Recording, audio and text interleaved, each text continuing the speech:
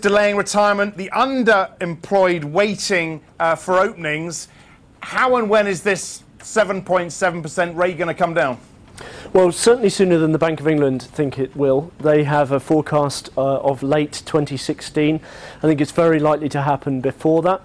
I think we've still probably got another 18 months, couple of years before we hit 7% though, both because older workers are delaying retirement, because of those underemployed workers that you talk about, mean that we need pretty strong growth in the economy and pretty decent employment momentum to absorb all these extra workers. So I think a couple of years, but definitely sooner than the Bank of England thinks. Okay, so the bank Carney didn't choose the wrong metric.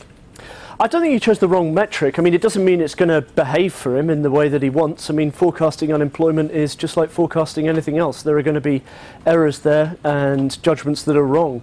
I mean, I think the Bank of England took some pretty extreme positions and judgments to get their forecast out to late 2016 for hitting this threshold. I think that was the mistake, not picking unemployment. You talk about a solid recovery in your note.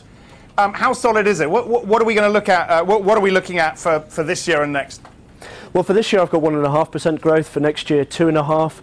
Quarterly growth towards the end of this year, Q3, Q4, running about 0.8 quarter on quarter, slowing to about 0.5% a quarter in the new year. As you say, one key thing in the labour market data today was weak average earnings growth. It rose only 0.7% year on year, and that's putting a lot of pressure on consumers' budgets, and they are the only source of demand right now. When's that going to come back, do you think? Well, I think spending power will start to return in the second half of next year. We will see inflation coming down, pay starting to go up. It's not going to be any sudden explosion of pay growth, I don't think, but a modest increase which will help the consumers. You said 2.5% for next year. I think the consensus is 2%, so you're quite a bit above. You look at the PMIs, at what, 60, 60.2 for services. They are way ahead of themselves, surely. I think so. I mean, 60 on a PMI would be looking at, 4 to 5% annualised growth, and I think that's going to be pretty hard to achieve with households' real pay still falling. I think firms themselves are probably a little bit more cautious than that, so I think we'll see pretty strong growth, but not 4 or 5% annualised. Retail sales tomorrow, right? That's right. What are your expectations?